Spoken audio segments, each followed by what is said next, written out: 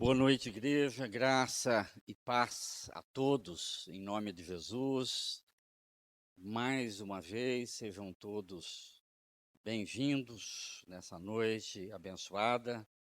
E eu quero estar louvando a Deus, pelo privilégio de estar aqui juntamente com os queridos, amados da nossa igreja, e agradecendo, ao conselho, reverendo Melquisedeque, pelo convite de estarmos ministrando, as nossas vidas a essa igreja nessa noite. Queridos, eu gostaria que nós estivéssemos abrindo a palavra santa, gloriosa, inerrante do nosso Deus, em Mateus, capítulo 4. Mateus, capítulo 4, nós estaremos lendo do verso 18 ao verso 22. Mateus 4, de 18 a 22.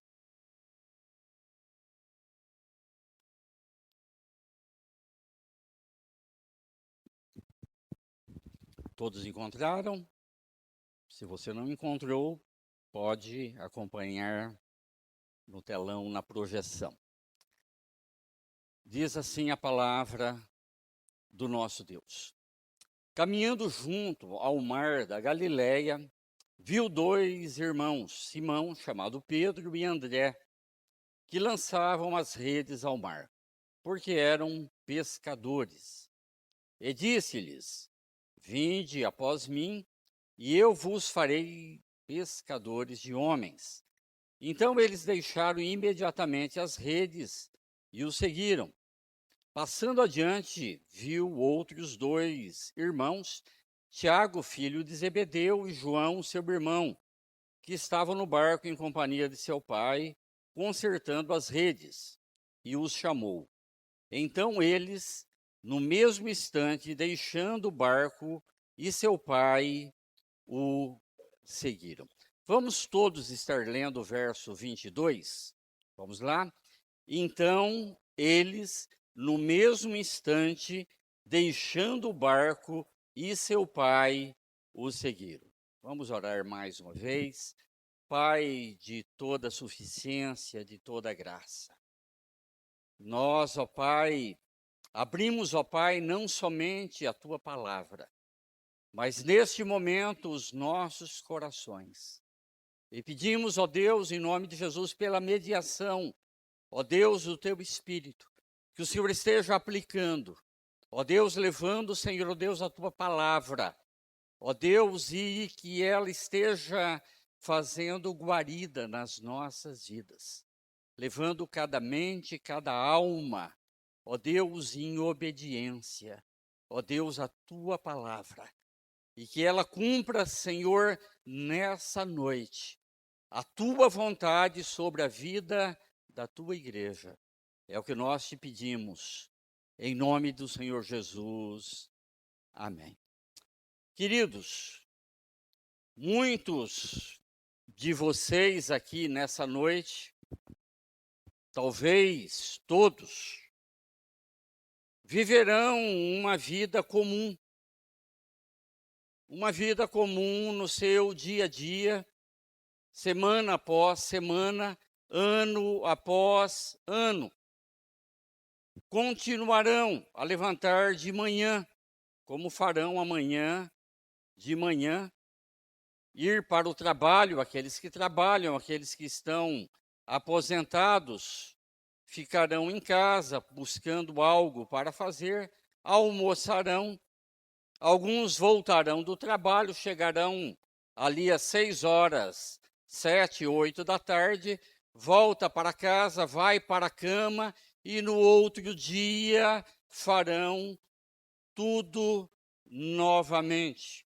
Chegará o final de semana, poderão dormir um pouco mais, descansar, um almoço melhor ali juntamente com a família, as férias ali uma vez por ano, envelhecerão, se aposentarão e um dia morrerão. Nunca, talvez, a grande maioria dos que estão aqui nessa noite, na rua, alguém pedirá um autógrafo seu. Muito provavelmente, você não sairá na coluna do New York Times, não será famoso. Talvez muitos de vocês sequer escreverão um livro, receberá um telefonema um dia do presidente da República, ou talvez viajará pelos 5 continentes. Talvez muitos de vocês, queridos, talvez nunca possuirão uma Ferrari de 8.500.000 dólares, ou entrará para o Guinness de recordes mundiais. Talvez muitos de nós aqui nessa noite nem sequer seremos conhecidos no próprio bairro todo aonde nós moramos. E talvez, queridos, daqui a 50, 60 anos, algum parente nosso, um sobrinho, ele vai ali abrir a porta do armário, pegará uma foto nossa, amarela, ou então ali, digital, perguntará quem é esse parente e talvez se dirá, olha, eu não lembro, não sei quem é que foi esse. O que é o ser humano? O que é, queridos, a nossa vida? Será que a nossa vida, ela tem que ser assim? Ela tem que ser só rugas, cabelos brancos, esse ciclo vicioso, tudo igual, repetidamente, todos os dias, o que eu fiz, o que eu não fiz, o que eu ganhei, o que eu comprei, o que eu paguei. Será que essa tem que ser a nossa vida? E aqui, queridos, está o desafio do Evangelho. Aqui está o desafio da palavra de Deus, que as nossas vidas, elas valham a pena, que a nossa existência, ela tenha sentido, um sentido real, um sentido genuíno nas nossas vidas. Sem essa monotonia, essa mesmice de todos os dias, de todas as semanas, de todos os meses, essa escravidão, esse ciclo, queridos, que se repete constantemente. E o reino de Deus, ele nos leva a estar saindo daquilo que eu, querido, chamo de ordinário para uma vida extraordinária. Uma vida, queridos, numa nova dimensão, uma dimensão de vida diferente, aonde você olha e você vê que vale a pena, que faz sentido, que vale a pena ser vivida. Você quer que a sua vida ela tenha sentido, ela tenha condimento, ela seja, querido, uma vida extraordinária. E o texto que nós acabamos aqui de ler é o texto, querido, da convocação, aonde o Senhor Jesus, ele chama ali os seus discípulos. E o Senhor Jesus, ele chama ali os seus discípulos para sair, queridos, daquilo que eu chamo do ordinário para o extraordinário. E eles estão ali no Mar da Galileia, e eles estão pescando, eles têm uma empresa ali, Pedro, seu pai, e alguns outros discípulos de pesca, como tantas outras pessoas têm, no litoral e muitas vezes em grandes rios, no Amazonas, e eles estão ali no mar da Galileia. E o Senhor Jesus, ele passa até aquele local e ele os chama. No texto nós vemos 2 vezes a palavra aonde Jesus chama esses discípulos. E Jesus, ele diz: venham após mim e eu vou fazer das suas vidas aquilo que eu chamo primariamente, eu tirarei vocês de uma vida do ordinário para fazer das vossas vidas uma vida extraordinária. E eu gostaria, queridos, nessa noite, de estar mostrando alguns princípios para que a nossa vida, ela valha a pena ela ser verdadeiramente vivida. Nós vivemos num mundo onde a vida, ela tem pouco sentido, ela tem pouca validade. Nós vivemos dias, queridos, onde a vida, ela tem valido praticamente nada. E o primeiro princípio, queridos, são 3 princípios que eu gostaria de estar colocando. E o primeiro princípio, querido, que o Senhor Jesus, ele nos mostra aqui, ele mostra para os discípulos. E é uma realidade, querido, para as nossas vidas também. Ele quer aqui que os seus discípulos, ali, eles transformassem as suas atividades mais corriqueiras, diárias, no seu dia a dia, em atividades extraordinárias. Ele não diz que eles seriam agora, quando ele chama os seus discípulos, que eles seriam estrelas, que eles seriam super especiais, que eles seriam astros, super-homens.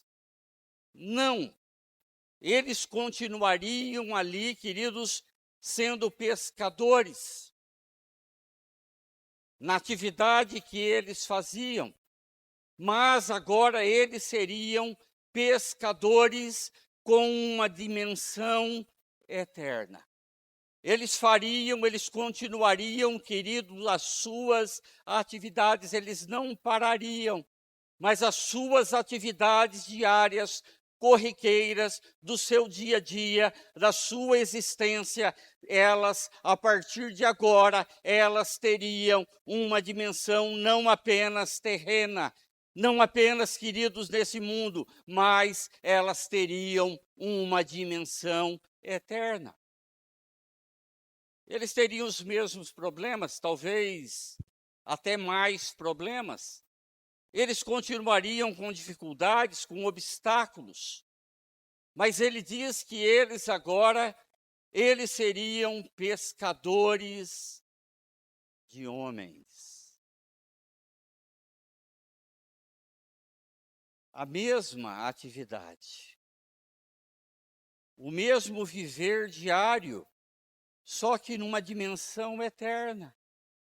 Eles seriam agora pescadores de homens. Exatamente, querido, aquilo que Deus, ele nos chamou, aquilo que ele chamou a sua igreja, os seus escolhidos, os seus eleitos. E essa, querido, é a razão da existência da igreja, de nós estarmos aqui, de sermos uma igreja pescadora, uma igreja que alcance homens, mulheres, que alcancem, queridos, a população de Bauru e até os confins da terra, como nós oramos aqui por missões agora há pouco. Muitos, queridos, têm visto as suas vidas passarem sem sentido. Muitas vezes dentro da igreja, muitas vezes dentro até do próprio contexto cristão, as suas vidas passarem sem sentido, porque não estão dando desdobramentos eternos às suas atividades do dia a dia. E Deus, queridos, ele olha para aqueles homens e ele não vê ali nas mãos daqueles homens nada ali de especial. E Deus, queridos, ele usa aquilo que você tem, aquilo que você possui. Deus usa, querido, os seus recursos. Deus usa, queridos, os seus dons. Ele usa as oportunidades. Como nós vemos, queridos, na vida de Moisés, nós olhávamos para Moisés e não víamos nada. E ele tinha uma vara na sua mão e Deus diz: Moisés, usa essa vara, e ele usa essa vara ali diante de Faraó. E ele vai resgatar a nação de Israel do cativeiro egípcio. Nós vemos na vida de Sansão. Sansão, querido, ele não tinha nada, ele não tinha atributos. E no momento ali, ele tem uma queixada de burro, de jumento nas suas mãos. E Deus, ele diz, usa, e com aquela queixada, querido, ele derrota o exército dos filisteus com uma queixada na mão. Nós vemos na vida de Gideão, diante do exército inimigo dos midianitas, e ele pergunta o que você tem. Ali Gideão, ele diz, eu tenho apenas 300 soldados, e Deus usa isso nas mãos de Gideão para destruir um exército poderoso dos midianitas.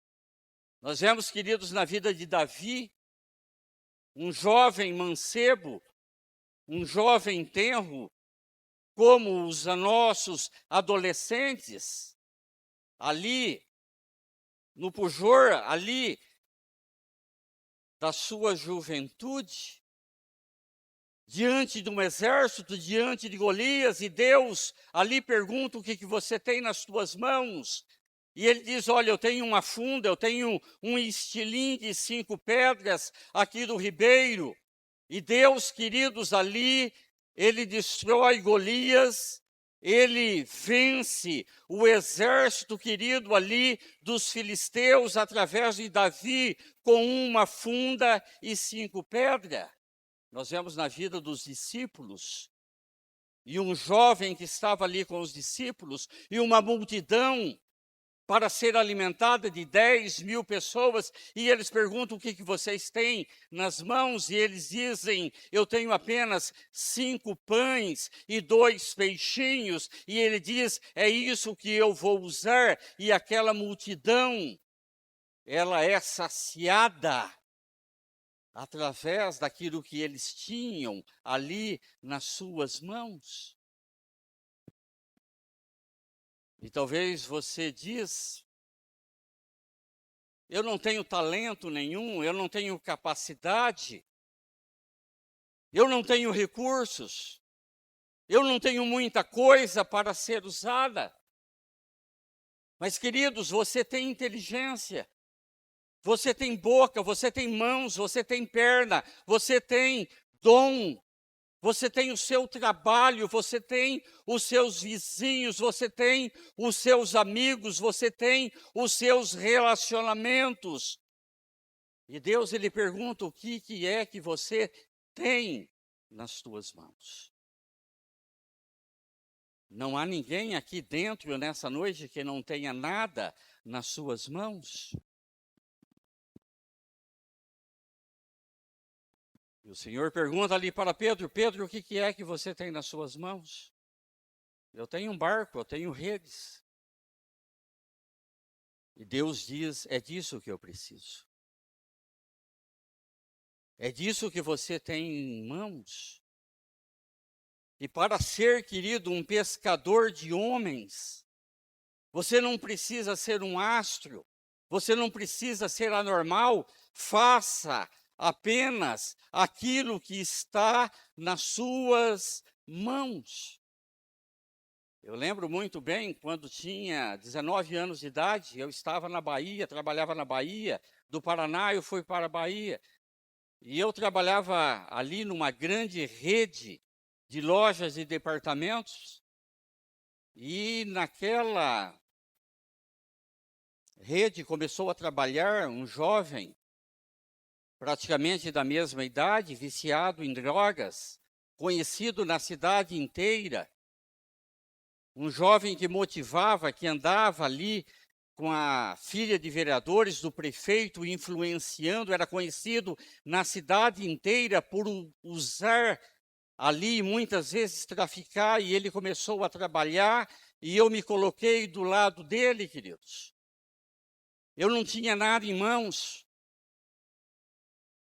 e eu comecei a andar com aquele jovem, comecei na hora do almoço, quando ele ia almoçar, eu abria a mão do meu tempo de descanso e ficava ali após o almoço junto com ele e falando do Evangelho de Cristo, e falando.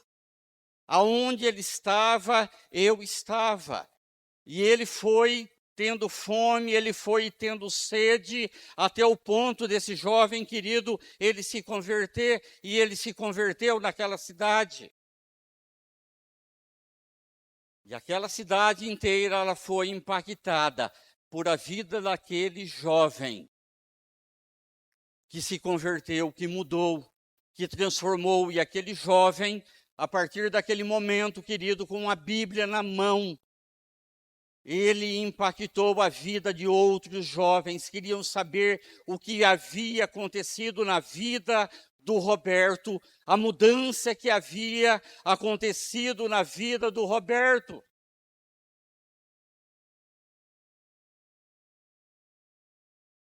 O que é que você tem nas suas mãos?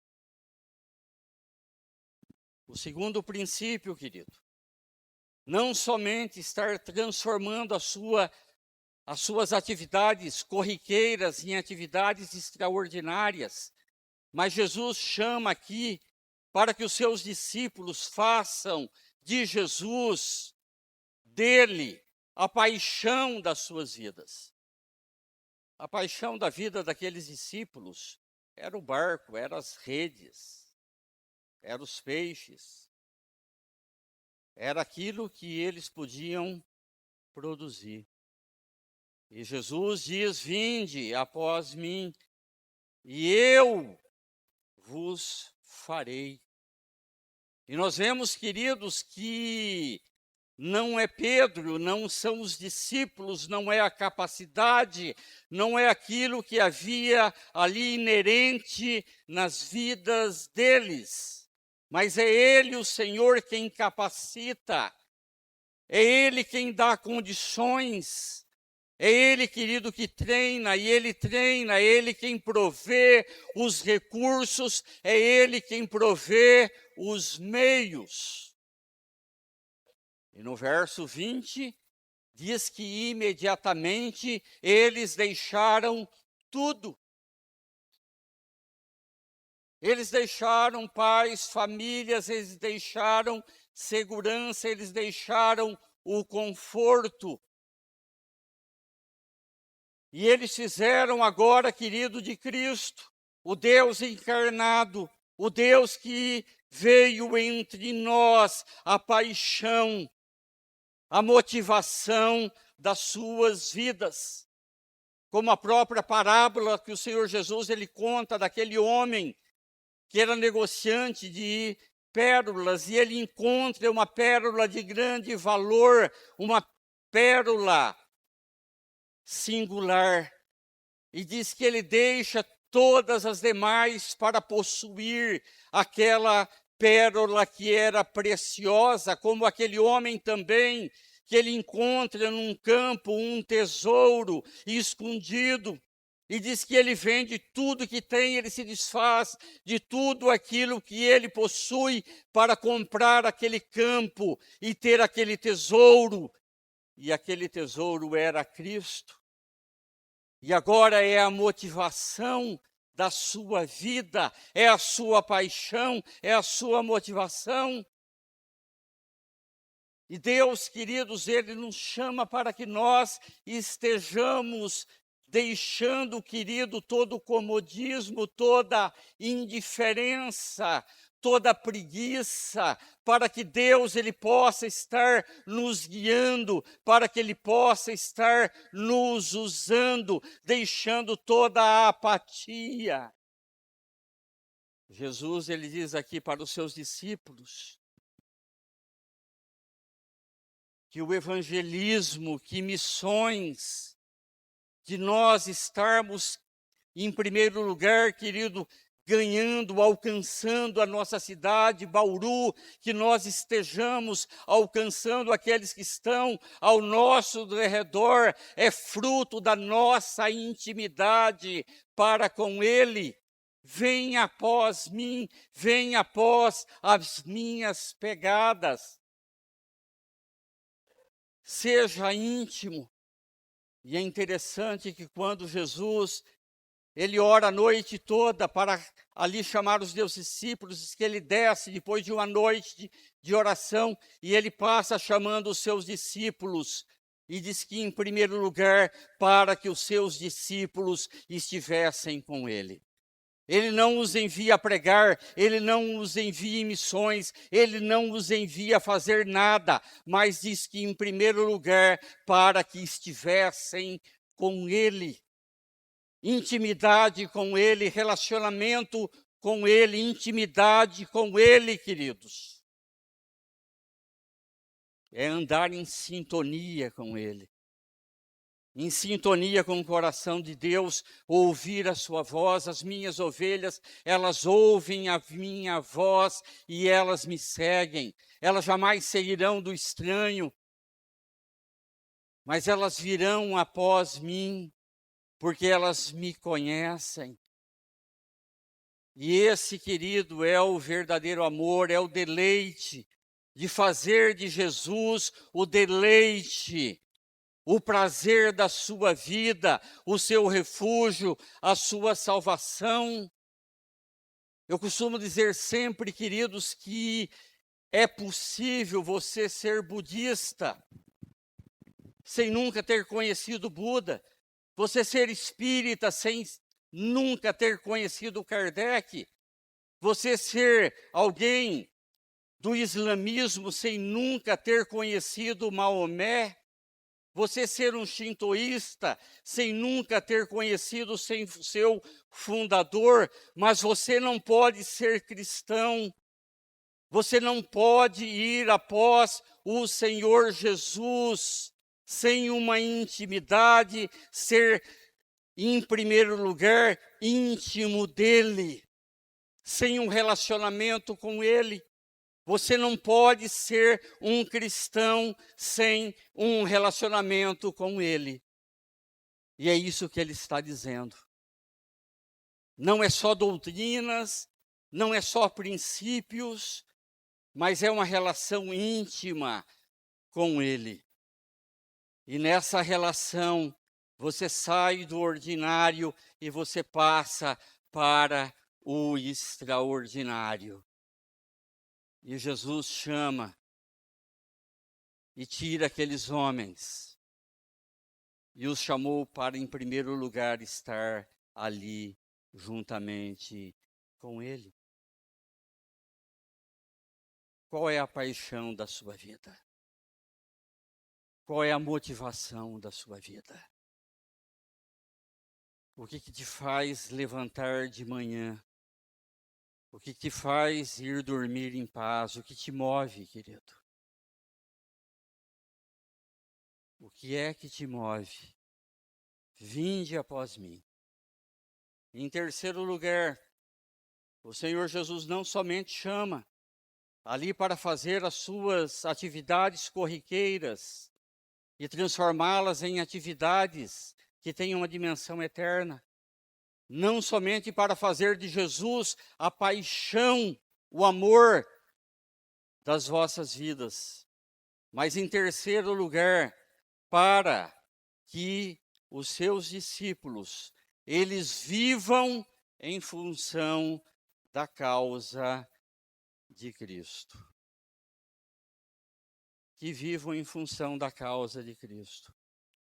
Em Mateus 5:10, ali nas bem-aventuranças, o Senhor Jesus diz que bem-aventurados os que sofrem perseguição por causa da justiça.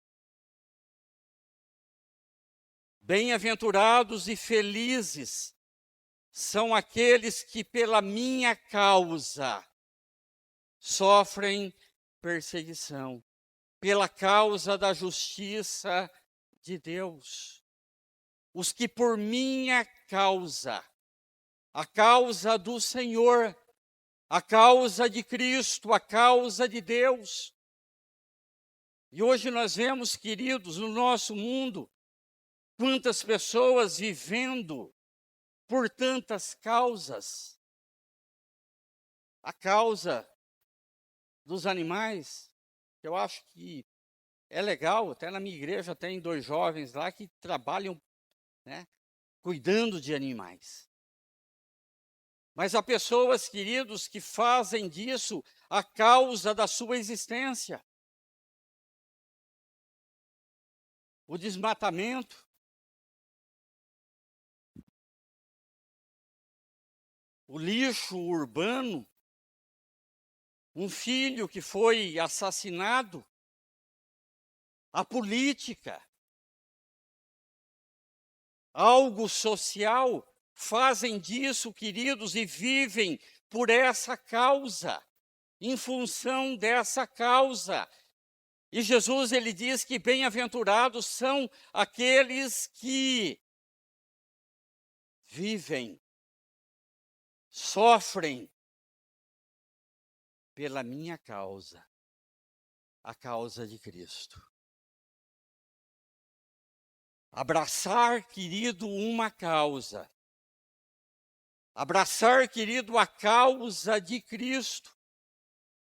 Fez, queridos, os discípulos saírem de uma vida ordinária para uma vida extraordinária. É a conversão à causa de Cristo. E Cristo Jesus, ele tem, querido, uma causa.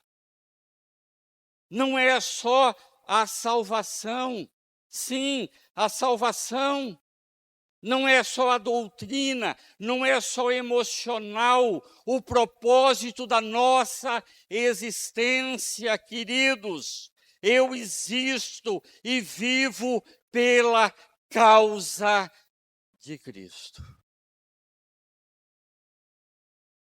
Ele me salvou, ele me resgatou. E agora a minha vida, o meu viver é em função da causa de Cristo. Quantos vivem, querido, em função de uma causa, até causas que são lícitas, mas fazem disso a razão da sua vida. E Jesus, ele diz que a verdadeira bem-aventurança, ela está na causa de Cristo. E nós não podemos, queridos, apenas nos converter a Cristo, sermos convertidos a Cristo. O que ele deseja e ele chama os seus discípulos é que, além de sermos convertidos, que nós sejamos convertidos à sua causa, a causa do reino, a causa do evangelho, a causa da evangelização, a causa, querido, de alcançar a nossa cidade, a causa, querido, dos meninos de rua, a causa, querido, daqueles que estão cambaleantes nas ruas, a causa, querido, que está lá fora. Jesus, ele tinha um propósito, ele tinha uma causa, e ele está disposto a ir até o fim, até a cruz, por causa da causa na qual ele veio. E ele diz que a minha causa é fazer a vontade do Pai, a vontade daquele que me enviou.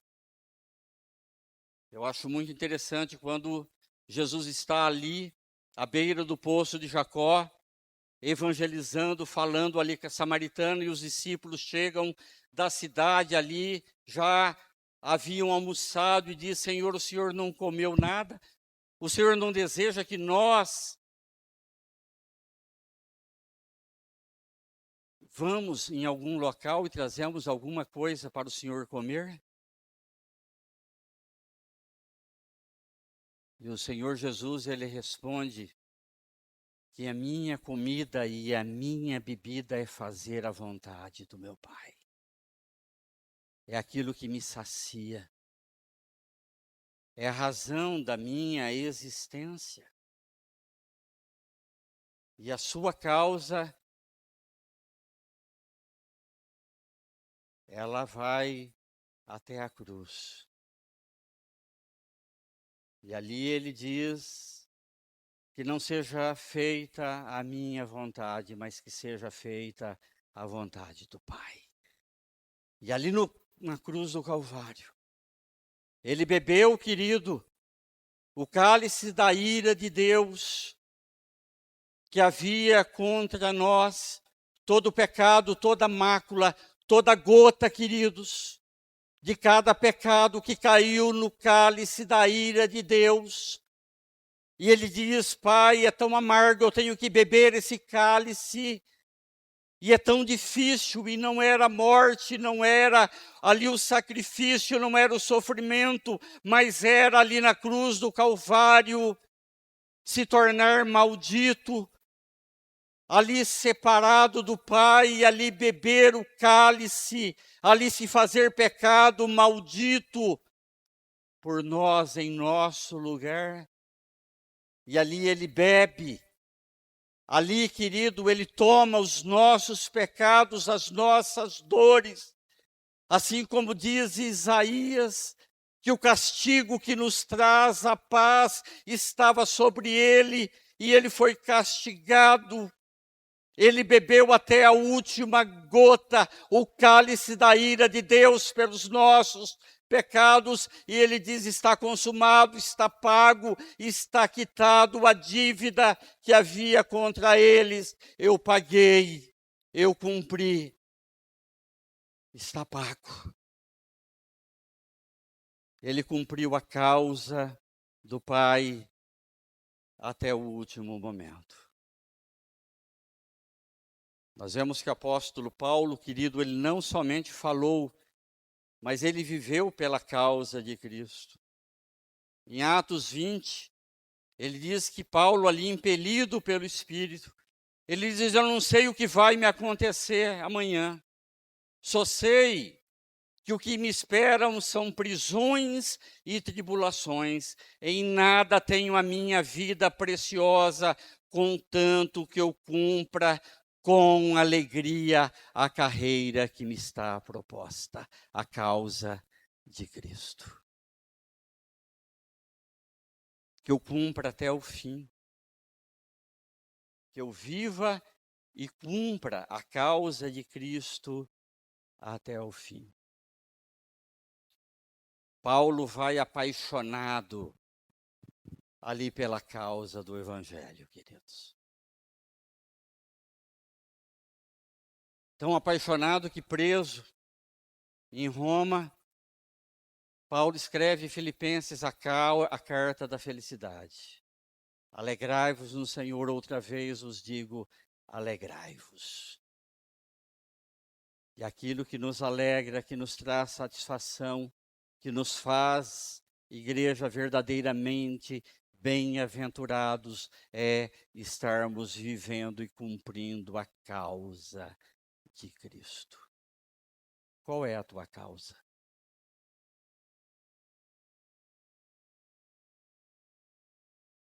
Qual é a causa que te move? Bem-aventurados os perseguidos pela causa de Cristo. O Evangelho, querido, precisa de homens não somente convertidos a Cristo, mas também convertidos à causa de Cristo. Eu digo sempre que a grandeza, querido, de um homem é determinada pelas causas que ele defende. e pelo preço que ele está disposto a pagar por essa causa. E não é dinheiro, não é bens, não é fama, não é o aperto de mão de um presidente da República.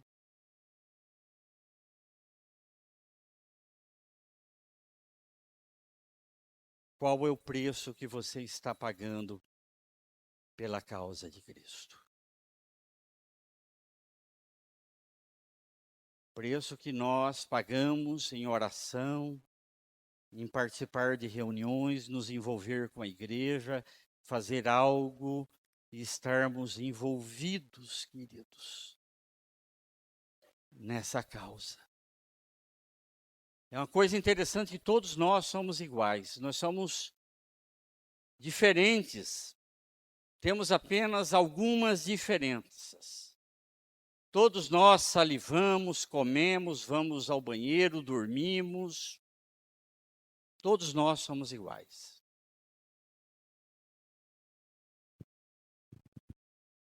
Hitler era exatamente igual ao pastor Martin Luther King, que fez história no cristianismo. O maníaco do parque que nós conhecemos é exatamente igual, queridos, a Billy Graham, o maior evangelista do século XX. O que tornou a vida de um desprezível e a vida de outro nobre. Nessa geração, nesse mundo, foi a causa que cada um deles abraçou.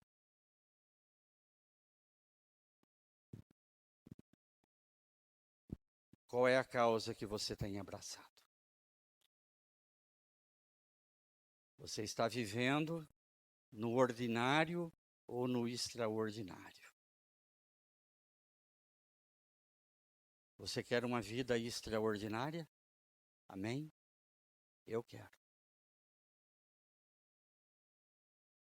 Viva esses princípios da palavra.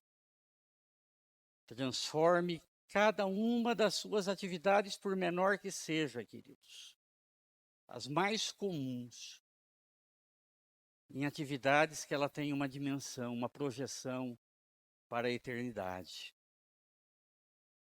Faça de Jesus, queridos, o amor, a paixão, a motivação da sua vida. Viva em função da causa de Cristo. Abrace essa causa. Você pode ter outras causas, mas que essa seja a maior causa da sua vida. Caso contrário, daqui a 50, 60, 100 anos, alguém vai abrir uma gaveta, hoje não abre mais gaveta e pega uma foto, antigamente a gente fazia isso. Hoje vai abrir ali uma planilha ali digital e perguntar quem é. Eu não sei quem. Viver uma vida ordinária.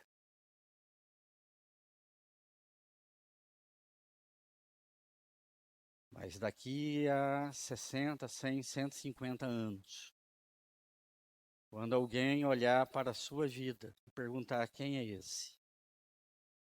Quem foi esse? Esse foi alguém que viveu uma vida extraordinária. Uma vida que reflete de gerações em gerações, que refletiu nos seus filhos, nos seus netos, nos seus bisnetos, que refletiu em toda a sociedade. Viva! Esse é o grande desafio do Evangelho, o grande desafio de Jesus para as nossas vidas. Vamos orar? Pai de toda graça, de toda suficiência, nós te bendizemos. Nós te louvamos, ó Deus, Nós te bendizemos, ó Deus, porque o Senhor, ó Pai, abriu mão da sua glória, o Senhor se esvaziou, o Senhor se fez semelhante a nós, exceto no pecado. E para nos mostrar, para ser o Deus conosco, o Deus presente, o Deus que através da sua igreja pode estar, ó Deus, transformando o mundo, ó Deus, a realidade, ó Deus, existencial em que nós vivemos, ó Deus, nesse mundo caído. Mas essa transformação, ela começa através das nossas vidas, através da tua igreja. Pai, esteja capacitando, ó Deus, abençoando. Ó Deus, em nome de Jesus, ó Deus, cada família, cada vida, ó Deus, desta comunidade, ó Deus, dessa igreja. Ó Espírito Santo de Deus, que seja, Senhor, ó Deus, uma igreja que verdadeiramente, ó Deus, viva, ó Deus, que respire, que transpire, ó Senhor, ó Deus, a tua causa, a grande causa, a suprema causa do Evangelho da salvação de nosso Senhor e Salvador Cristo Jesus. A Ele toda a honra, toda a glória e todo o louvor na tua igreja, em Cristo Jesus. Amém. Amém.